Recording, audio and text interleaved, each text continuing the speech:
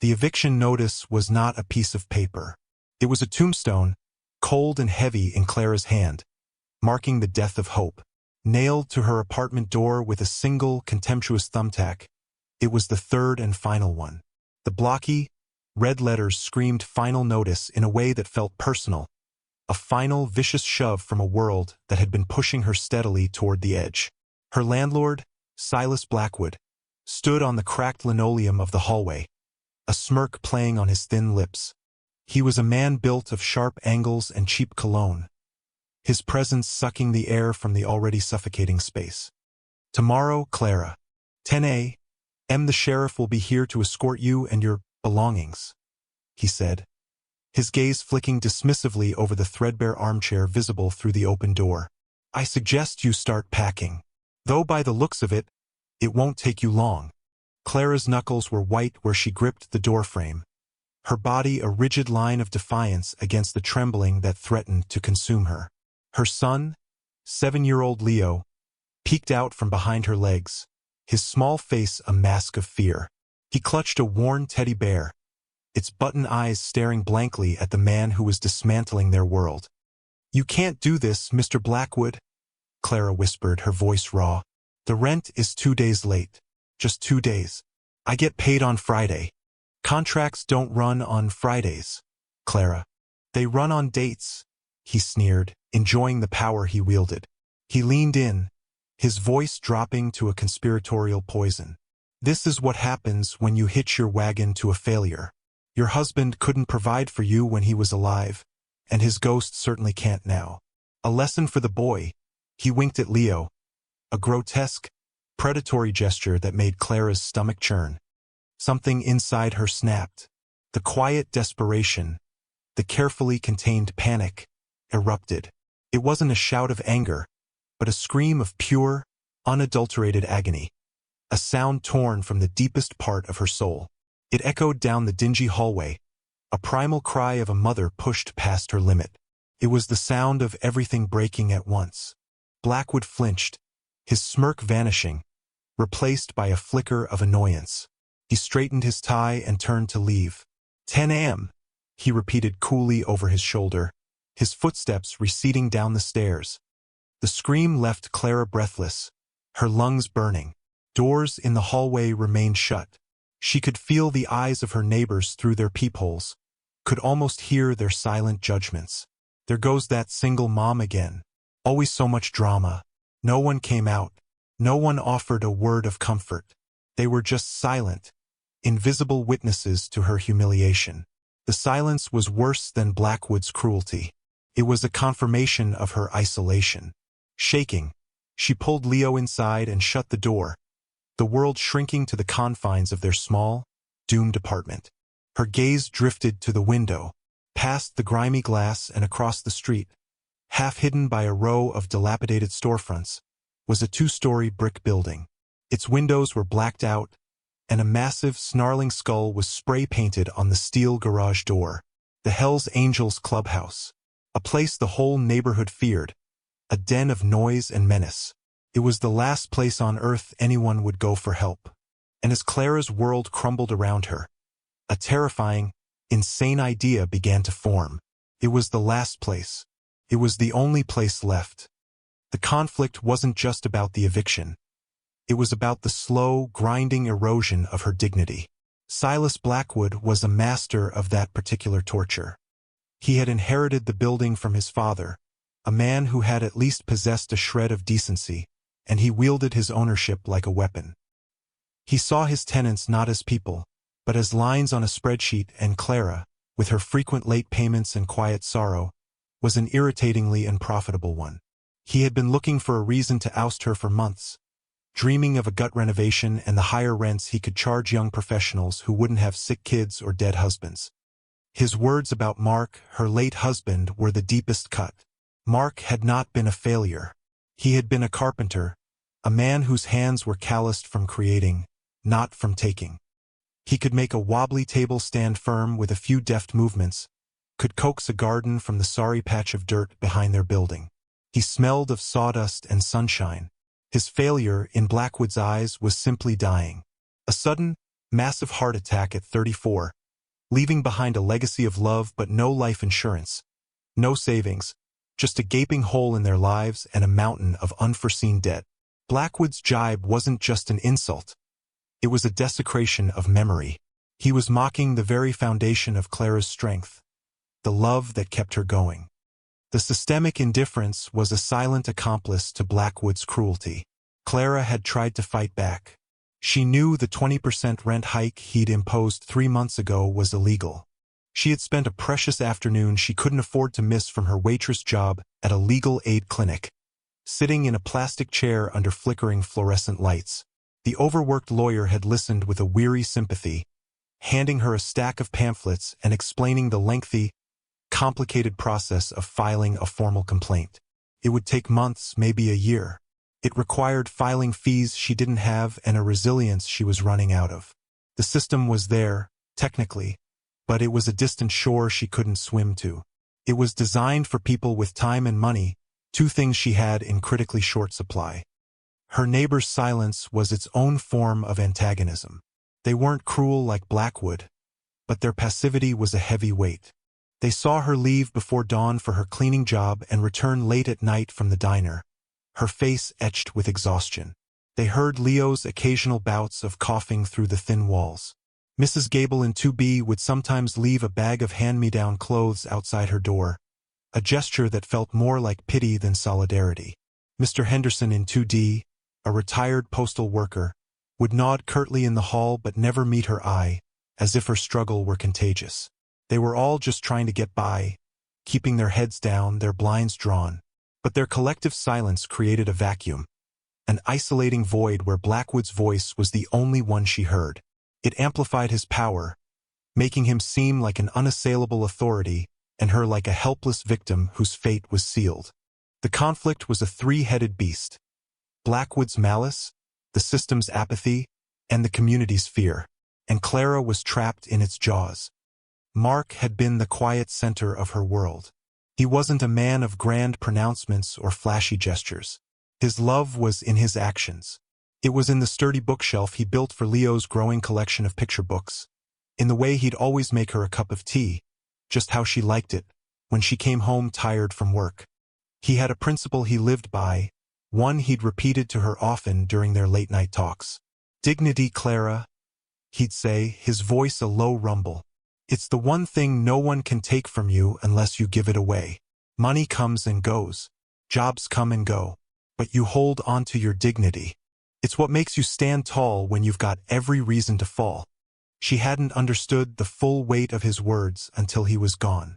After the funeral, after the casseroles stopped coming and the initial wave of sympathy from friends and family receded, the reality of her situation settled in like a permanent winter. Mark's modest savings were swallowed by funeral costs and the immediate bills. Suddenly, she was a single mother with a part-time waitressing job and a mountain of responsibilities. Her first act was to sell her engagement ring. The jeweler, a kind old man with sad eyes, gave her a fair price, but as she left the shop, her finger felt unnaturally light, a phantom limb. That money lasted 2 months.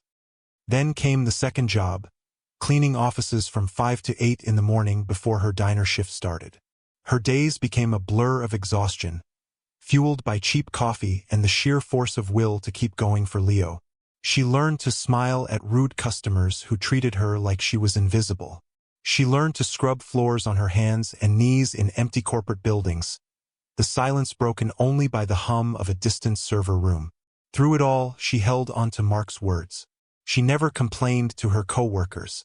She never begged for favors from her neighbors. She paid her bills, sometimes late, but she always paid them. She would look at Leo, his face so much like his father's, and she would find the strength to stand tall, even as she felt herself crumbling inside. There were small moments of grace. The diner's owner, a gruff but fair man named Sal, would let her take home leftover food. Leo, with the innocent wisdom of a child, would draw pictures of them as superheroes, Supermom and Leo Boy, fighting off monster bills with crayons and love. But for every moment of grace, there were 10 of struggle.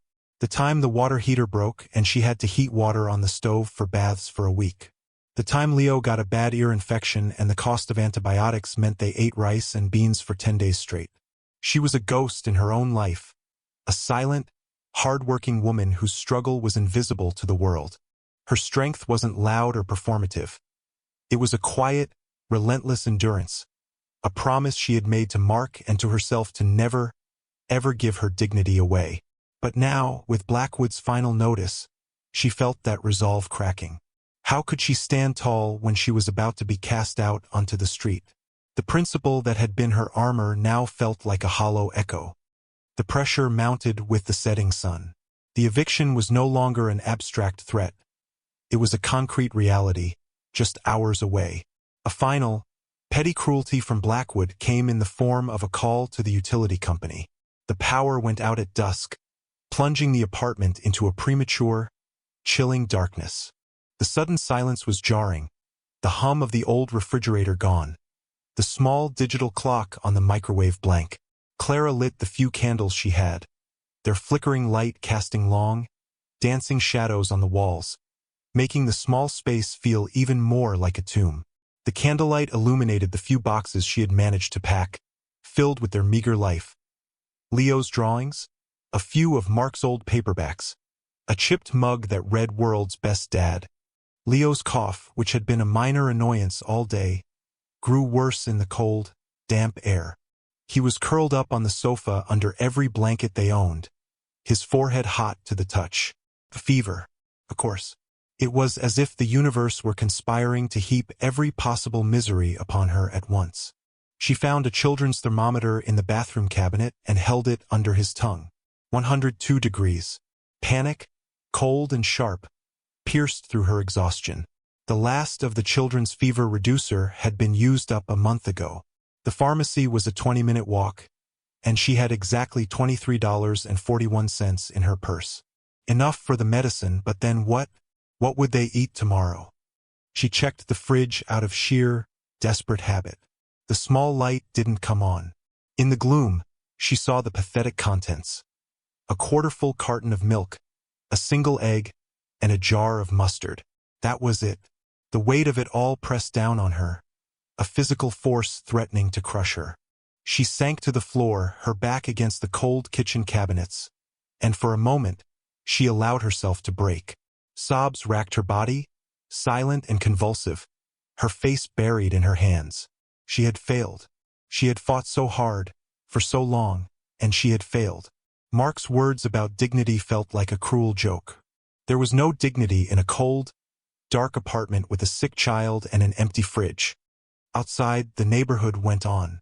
Cars passed, their headlights sweeping across her darkened window. She could hear the faint sound of a television from the apartment next door, the muffled laughter of a family together, warm and safe. Her neighbors, behind their closed doors, were settling in for the night. They had seen Blackwood leave. They had seen her lights go out, and they did nothing. Their silence was a wall, locking her in with her despair. It was in that moment of absolute rock bottom, sitting on the cold floor in the dark, that the insane idea from earlier returned, no longer insane but necessary. It was an act of pure desperation, a final, defiant roar against the crushing silence. She had nothing left to lose. Her pride was a luxury she could no longer afford. All that mattered was the small, feverish boy sleeping on the couch. The decision, once made, settled a strange calm over her. The trembling stopped. The tears dried. In their place was a cold, hard resolve. She stood up, her movements deliberate. She found Leo's warmest coat and gently woke him. "Come on, sweetie," she whispered, her voice steady. "We're going for a little walk," he whimpered, his eyes barely opening, but he let her wrap him in a thick blanket. She bundled him into her arms, his hot cheek pressing against her neck. She grabbed her purse with the $23, blew out the candles, and locked the apartment door behind her for what she felt was the last time. The hallway was silent.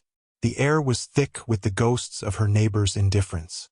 As she walked past Mrs. Gable's door, she imagined her inside, watching a game show, oblivious or willfully ignorant. She passed Mr. Henderson's, picturing him reading his paper, turning the page on her life as easily as he would the newsprint. Each closed door was a judgment. She didn't feel anger, only a profound and weary sorrow. They were not her community. They were just people who lived nearby. Down the stairs and out onto the street, the night air was cold, biting at her exposed skin. The streetlights cast long, lonely pools of orange light on the empty sidewalk. Her destination was at the end of the block, the Hells Angels clubhouse. The two-story brick building loomed like a fortress, its graffitied walls a declaration of war on the quiet decay of the neighborhood. The snarling skull on the steel door seemed to mock her, a gatekeeper to a world she couldn't possibly comprehend. Muffled sounds of raucous laughter and heavy metal music bled through the thick walls, a stark contrast to the silence of her own building. Fear, primal and sharp, tried to reclaim her. Every instinct screamed at her to turn back, to run, to hide. These were dangerous men, outlaws, the boogeymen of neighborhood lore. But then she felt Leo stir in her arms, his breathing shallow and ragged. She looked down at his face, pale in the streetlight, and the fear dissolved, burned away by the ferocious, unconditional fire of a mother's love. He was all that mattered. Her pride was ash. Her fear was irrelevant. She walked the final 20 yards, each step feeling both impossibly heavy and strangely light. She was no longer Clara, the quiet waitress, the grieving widow. She was a warrior marching into battle. She stopped in front of the massive steel door. Her hand, when she raised it, was rock steady. She didn't knock politely. She balled her hand into a fist and pounded on the cold, unforgiving metal. The sound was shockingly loud in the night, a desperate rhythmic drumming. Boom, boom, boom.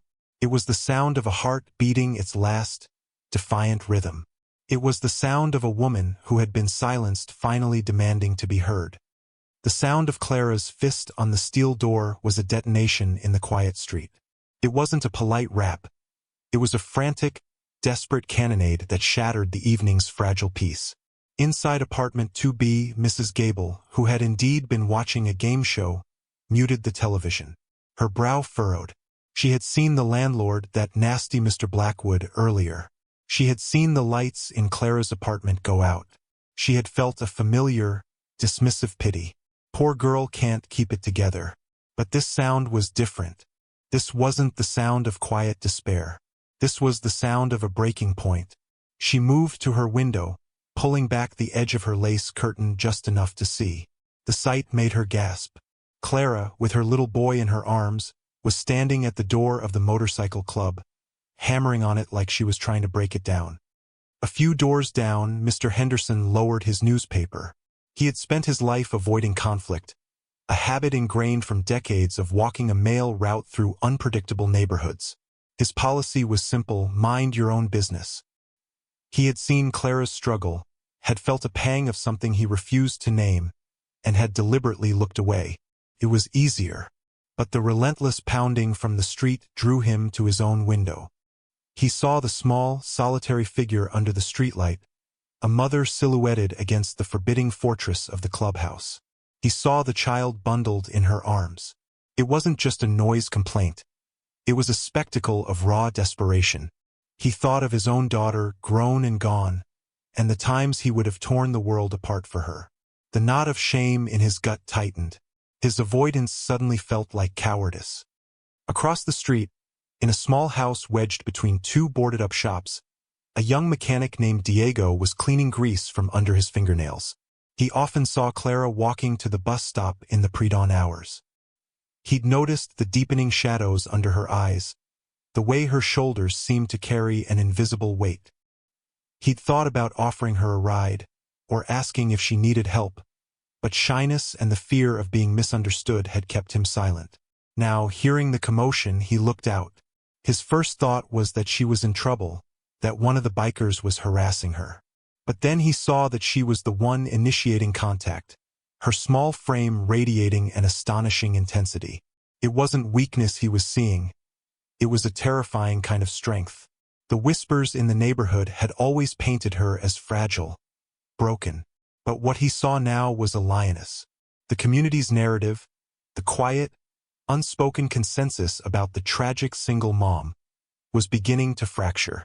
The image of Clara pounding on that door was a powerful counter-narrative. It was an act so far outside the bounds of their expectations that it forced a reevaluation. The whispers of pity began to morph into murmurs of disbelief, and beneath that, the first green shoots of a grudging, astonished respect. They had all watched her drown, and now she was trying to summon a sea monster to save her. Whatever happened next, their perception of her had been irrevocably altered. She was no longer just the poor woman in 2C. She was the woman who knocked on the devil's door. The heavy metal music inside the clubhouse cut out abruptly. The laughter died. For a moment, there was only the sound of Clara's relentless fist against the steel. Then, a series of heavy bolts being drawn back, a sound like the racking of a giant shotgun. The massive door groaned open a foot, and a wall of a man filled the gap. He was immense, both in height and breadth, his shoulders stretching the leather of his cut. A long, graying beard, braided with small silver rings, flowed down his chest. His face was a roadmap of hard miles and harder fights, but his eyes, deep-set and intelligent, held no immediate malice. They were simply watching, assessing. This was Stone, president of the Iron Saviors Motorcycle Club. He looked down at the woman, her face pale and tear-streaked but her eyes blazing with a fierce light. He looked at the child in her arms, bundled tight, his small face flushed with fever. Stone had seen a lot of things at this door. Drunks, rivals, police, but he had never seen this. "We're closed," he said. His voice a low, gravelly rumble, not unkind but firm. Clara didn't flinch. The words tumbled out of her. A frantic, desperate flood she couldn't hold back. "Please," she gasped, her voice cracking. "My son, he's sick. My power is out. We're being evicted tomorrow. I have nowhere to go. I don't want your money. I don't know what I want. I can't be on the street with him. Please." Behind Stone, other figures gathered in the shadows of the doorway. Faces hardened by the road. Men with tattoos that snaked up their necks and arms. Their expressions ranging from curiosity to suspicion. One of them, a wiry man with a patch that read Vulture, muttered, "Prez, close the door. Cops'll be here next." But Stone didn't move. He just listened. He had a daughter of his own, grown now, and he recognized the specific frequency of terror in this woman's voice. It wasn't a scam. It wasn't a ploy. It was the sound of the absolute end of the line. He looked at the $20 bill clutched in her hand, the one she seemed to have forgotten she was holding. It was crumpled and damp. He looked back at her eyes.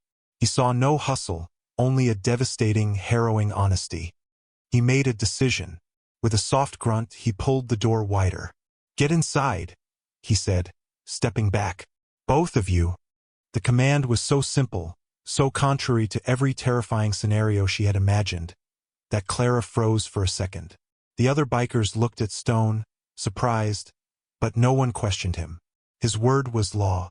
He gestured again, more gently this time. "Come on. It's cold out there." Clara stepped over the threshold, moving from the cold, lonely street into the belly of the beast.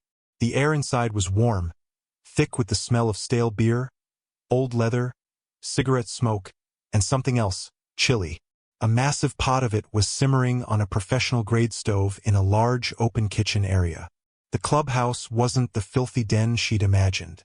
It was worn and rough, but it was organized. Tools were hung neatly on a pegboard. Couches, though patched with duct tape, were arranged in a circle. It was a lived-in, functional space. A home. Stone pointed to a large, overstuffed leather armchair. "Sit. Doc, take a look at the kid." A man with glasses, cleaner cut than the others, and a patch that read Doc on his vest, came forward.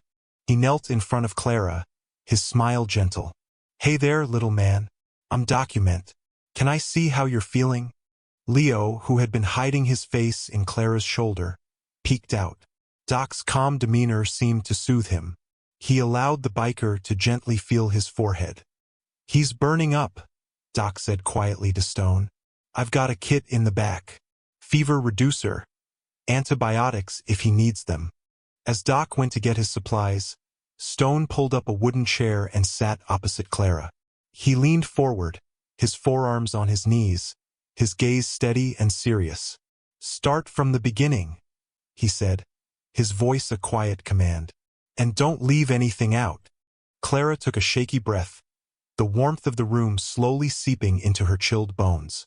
She looked at the circle of intimidating men, their arms crossed, their faces unreadable, all of them watching her. And she told them everything.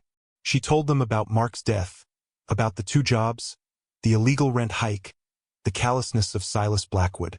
She spoke of her fear and her exhaustion, of the empty fridge and the darkened apartment. She laid her entire, broken life bare on the floor of the Hells Angels clubhouse. As she spoke, she mentioned her husband's name again. Mark. His name was Mark Peterson. A flicker of something crossed Stone's face. He held up a hand, stopping her. A deep silence fell over the room, heavier than before. The bikers exchanged glances. "Mark Peterson?" Stone asked, his voice careful, precise.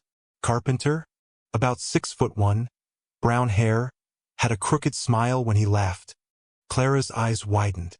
She nodded, bewildered. "Yes. How could you possibly know that?" Stone didn't answer her directly. He turned his head and called out to an older biker sitting in the back, a man with a completely white beard and faded tattoos. "Deacon, bring me the box." Deacon nodded silently, got up, and disappeared into a back room. He returned a moment later with a dusty, wooden box, about the size of a shoebox, and placed it on the table in front of Stone. The room was so quiet Clara could hear the bubbling of the chili on the stove. Stone opened the lid. The contents were old photographs, letters, and a few military medals. He sifted through them with a surprising gentleness, his large, calloused fingers moving carefully. He pulled out a faded, dog-eared photograph. It was a picture of a dozen young men in desert camouflage, their arms around each other, squinting in a harsh, bright sun. They were boys, really, their faces too young for the uniforms they wore. He slid the photograph across the table to Clara. "Third from the left, back row," he said, his voice thick with an emotion she couldn't place. Clara picked up the photo. Her breath caught in her throat. There, grinning his familiar crooked smile, was a much younger Mark. He looked impossibly young and vital. And standing right next to him, his arm slung over Mark's shoulder, was a young, clean-shaven Stone. His face was leaner, harder, but the eyes were the same. "We served together," Stone said, his voice a low rumble that seemed to shake the entire room. "Afghanistan. He wasn't just a friend.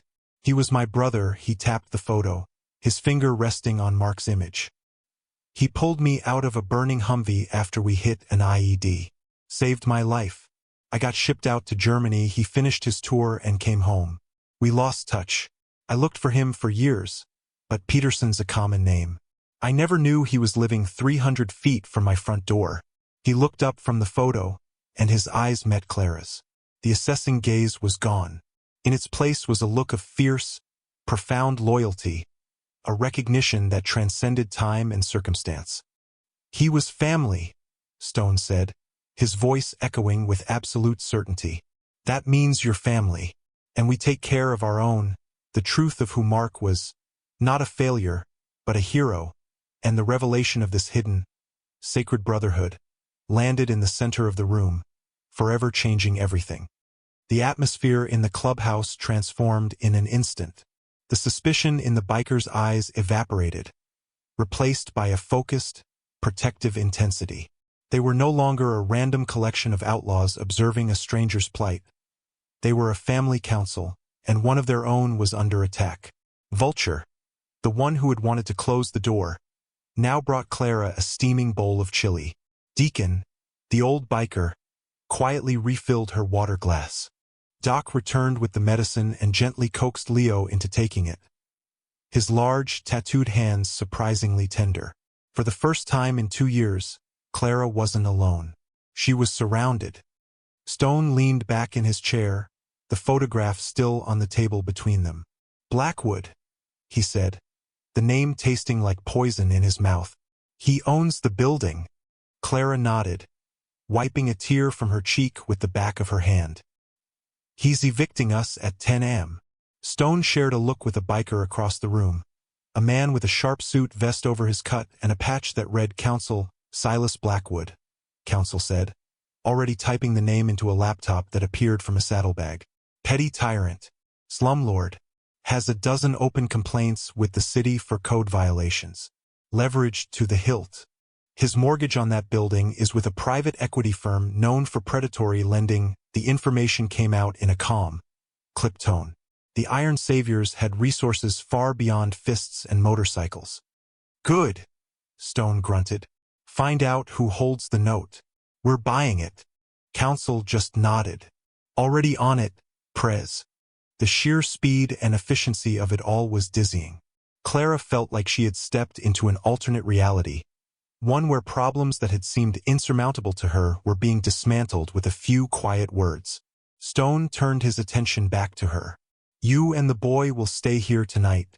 Vulture, get the guest room ready. Clean sheets. He then looked at the rest of his men. Tomorrow morning, 9 a.m. we're going for a ride. The next morning, the sun rose on a scene of starkly contrasting powers. At precisely 9:45 a.m., Silas Blackwood pulled up in his moderately expensive sedan, a smug look of triumph on his face. The sheriff's car arrived moments later, two deputies stepping out with the weary resignation of men performing an unpleasant but routine duty. Blackwood strode toward the entrance of the apartment building, ready to savor his victory, but he stopped dead in his tracks. Lining the street in front of the building were 15 Harley-Davidson motorcycles, polished chrome gleaming in the morning sun. They formed a silent, intimidating barricade. Standing in a loose, immovable formation in front of the main door were Stone and a dozen of his men. They weren't armed, they weren't shouting. They were just there. Their collective presence was a physical force, a wall of leather, denim, and unyielding resolve. Blackwood's smirk faltered. What is this? He demanded, his voice a little too loud. You're trespassing. I'm warning you. Stone took a slow step forward, separating himself from the group. He didn't raise his voice. He didn't need to. You're not evicting anyone today, Silas. The hell I'm not. I have a court order. Blackwood blustered, waving a piece of paper. The deputies shifted uncomfortably, their hands moving toward their belts. Stone ignored the paper. He held out a cashier's check. This is for 12 months' rent for apartment 2C. In full. Blackwood stared at the check, momentarily stunned. That's not how it works. The eviction is proceeding. No, it's not, Counsel said, stepping up beside Stone. He held out a tablet. And this is a confirmation of a wire transfer. As of 7:06 this morning, the Iron Saviors MC, through a holding corporation, purchased the outstanding mortgage on this property. Which makes us your bank, he smiled. A cold, predatory smile. And you, my friend, are in default on several covenants of your loan. We're calling it in. You have 90 days to pay the full balance, or we foreclose. The color drained from Blackwood's face. He looked from the check to the tablet to the wall of impassive bikers. He looked at the sheriffs, who were now watching him, not the bikers, with looks of dawning comprehension. He was trapped, utterly and completely outmaneuvered. Stone took another step closer, his shadow falling over the smaller man. Clara and her son are staying, he said, his voice a low, final command. You will not harass them. You will fix the faulty wiring in her unit, you will repair the water heater, and you will never speak to her or her child again. Are we clear? Blackwood, trembling with impotent rage, could only nod, his bravado utterly shattered. He snatched the rent check from Stone's hand and practically ran back to his car, defeated. The deputies, sharing a look of profound relief, tipped their hats to Stone and left. The recognition was complete, but it wasn't over. While counsel dealt with the legalities, the rest of the bikers turned their attention to Clara's apartment. It was an invasion of kindness. They fixed the faulty breaker, restoring the power. The refrigerator hummed back to life.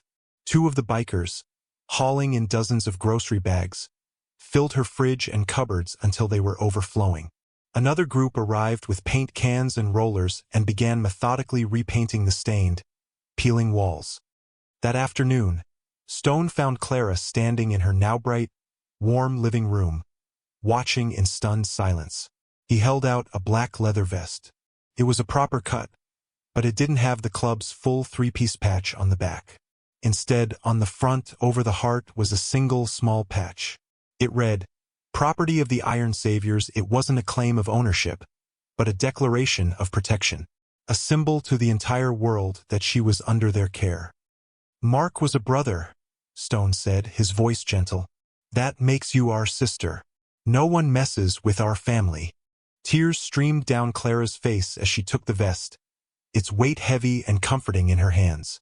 The neighbors, drawn by the unusual activity, watched from their windows and doorways, their faces a mixture of fear, confusion, and overwhelming awe. They were witnessing a public, powerful act of recognition, a testament to a quiet woman's hidden strength and the fierce loyalty she had unknowingly inspired. The days that followed settled into a new, unbelievable normal. The apartment, once a symbol of her struggle, became a sanctuary. The fresh paint smelled of new beginnings.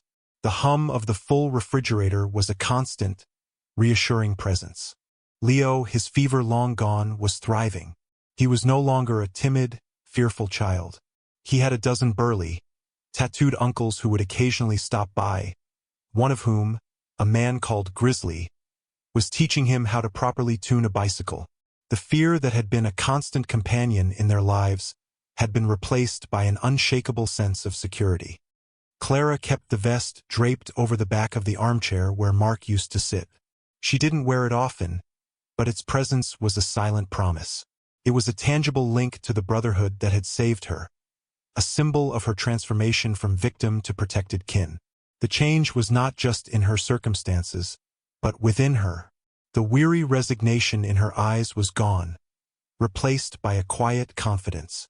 She still worked her 2 jobs, insisting on paying her own way, but she walked with her head held high. Mark's words about dignity no longer felt like a hollow echo. They felt like a prophecy she had finally fulfilled. The community's transformation was just as profound. The curtain twitching and whispers ceased completely. Mrs. Gable now brought over freshly baked cookies, not as a gesture of pity, but as a neighborly offering, her eyes filled with a newfound respect. Mr. Henderson started saying, "Good morning, Clara," and actually meeting her gaze, a small but significant shift. Diego, the young mechanic, finally worked up the courage to offer her a ride to work, which she gratefully accepted, striking up a genuine friendship. The sight of a Harley-Davidson parked outside the building, a silent sentinel while one of the bikers checked in on her, had become a normal part of the neighborhood landscape. The bikers were no longer a source of fear.